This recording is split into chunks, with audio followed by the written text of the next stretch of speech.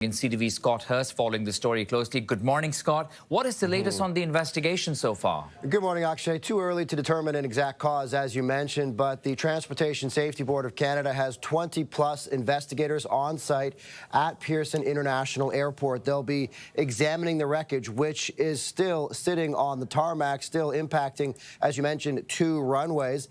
They'll also be collecting data and conducting interviews. Of course, we do know that all 80 people on board, 76 passengers and 4 crew members, did make it off that flight. So when we talk about conducting interviews, you can bet that they will be crucial to this investigation. Passengers, pilots, the crew, but also a lot of witnesses. In this day and age, lots of video out there as well. So Transportation Safety Board investigators likely scrubbing through a whole lot of video, collecting data. As you mentioned, they've already removed the cockpit voice recorder and the flight data recorder. They've been sent to a lab for analysis. The TSB is being helped by many agencies as part of this investigation, from aviation investigators south of the border, the NTSB, the FAA.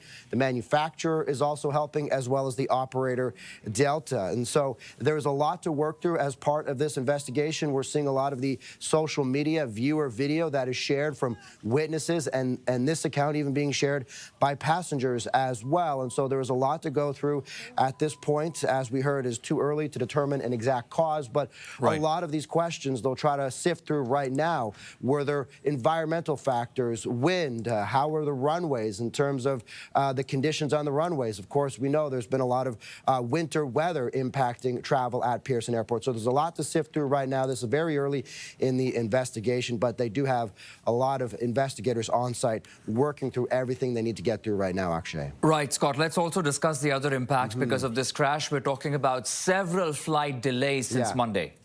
Well, let's put this in perspective. According to Pearson, the busiest runway at the busiest airport in the country is one of the 2 impacted, one of the 2 that is shut down. So you can just imagine the ripple effect that will have, not just through Toronto, but through departures and arrivals around the rest of the country, and potentially through North America, for that matter, impacting connecting flights as well. I can tell you, actually, even within my own circle, I have family members hoping to fly out of Pearson Airport later today in the afternoon. They've already been told their flight is going to be delayed by at least 2 hours, and that is still several hours away. So you can just imagine the ripple effect this will have across much of the country. The airport is limiting the number of departures it is going to allow through the day to make sure it's not overwhelming other runways and the airfields.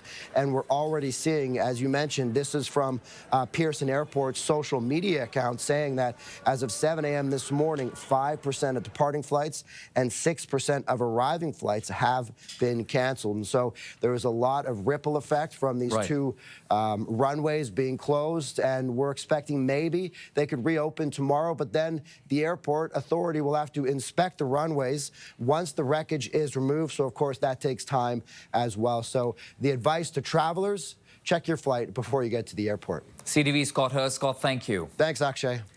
And as Scott mentioned, the ripple effects of the plane crash in Toronto are being felt elsewhere in the country, including the capital. Some travellers have been left stranded at the Ottawa airport with no clear indication of when they will be able to leave. CTV's Austin Lee has more. I'm frustrated, I'm angry, I feel terrible for what happened in Pearson. However, I think Porter needs to do better. Chrissy Kress and her daughter were supposed to fly with Porter Air to Winnipeg on Sunday. Now they're told they likely won't be able to. Prime Minister Justin Trudeau, who's speaking out